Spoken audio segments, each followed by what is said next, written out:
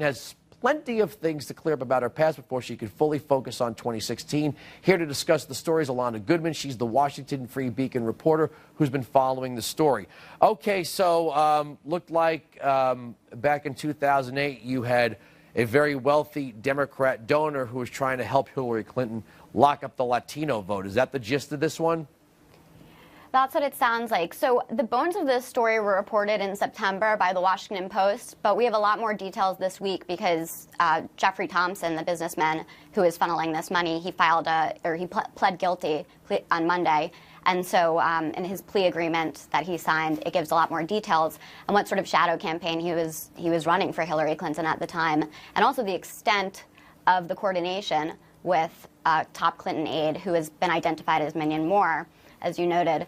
And this campaign was being run in several different states, and it was also being done in close discussions with Clinton people. All right. You made some people very unhappy by digging through some of the Clinton papers. Have you ever heard of an undeclared candidate having a rapid response team to things in the media? Yeah, it is pretty interesting. I think that there is a little bit of disagreement in Clinton world about how to deal with Minion Moore and her involvement with this Jeffrey Thompson character. So some people have said that she was kind of going rogue, that this didn't go beyond her, that other top Clinton aides were not aware of this.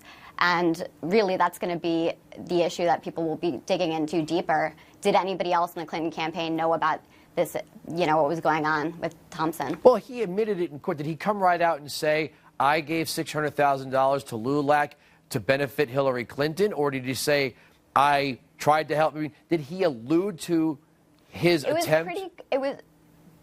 Yeah. I mean, and the federal prosecutors said that what he was doing was he was aiding Hillary Clinton through using LULAC and putting the money in there. And he actually identified it as charitable contributions, this is $600,000. And it was not charitable contributions, obviously, and according to prosecutors, they said that he was misidentifying money that should have been identified to the FEC. All right, are they a 501c3 or C4? They're a C4. There are limitations for C4s. In terms no, I know. I'm just trying to get to the point that this is before the IRS was targeting Tea Party groups that were C4. So everything was fine and dandy with the way these C4 groups operated before 2010. Yeah, and that'll be interesting to see if the IRS gets involved with this in terms of LULAC. LULAC right now, I mean, nobody there has been charged with anything, and they're not even actually identified in the court documents. They're identified as Civic Organization A. I spoke to them yesterday, and they said that they're cooperating with the investigation. So we'll see what happens. But yeah, this is, at least from the plea agreement and based on some of the documents, this seems like pretty blatant political activity that some of their people and affiliated people were involved in. All right, let's get into this whole idea that Minion Moore is some kind of rogue freelancer. Are we supposed to believe that just on her own, with no contact with the boss, she was going to take on this risky endeavor to go to a D.C. businessman to secure funding that would be funneled through a 501c4, come out the other side as a campaign benefit to Hillary Clinton? I find that very, very hard to believe. Yeah, well, I mean, that's also some of the argument that Democrats have been using against Chris Christie on the bridge scandal. How could he not have known what his advisors were doing, what his senior people were doing?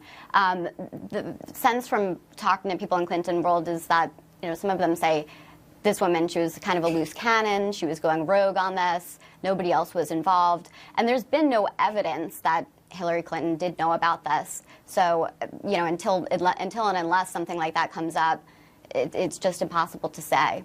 Now, the fact that the Washington Post is reporting on this, and I asked you this earlier on radio, does the amount of coverage this is getting directly correspond to how interested the media is in helping or seeing Hillary Clinton get the Democratic nomination? I mean, you've got the Washington Post. I don't think there are any more liberal newspapers in D.C. than the Washington Post. They're talking about it. I know that the Rapid Response Team called them a blog for doing it, but does the media interest in this story gauge how the media views the Clintons at this point?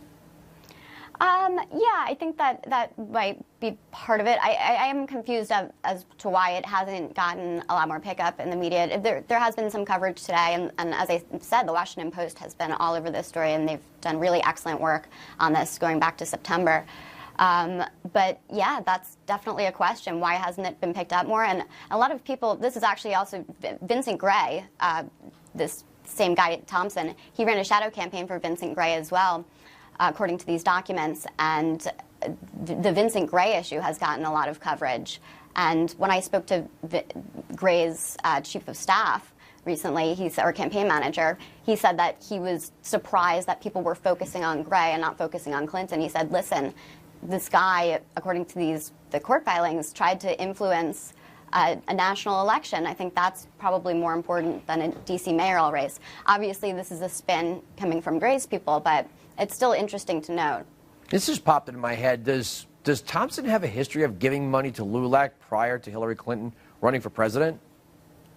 I'm not aware of that. I do know that he has given money to Obama. He's been a pretty big Democratic donor, and he's given money to a lot of different Democrats in the past, national members of Congress and senators. All right, Alana, thank you so much for joining me on the program. I think you're doing great work here. Let's get to tonight's memorandum, and this one's really bottom of the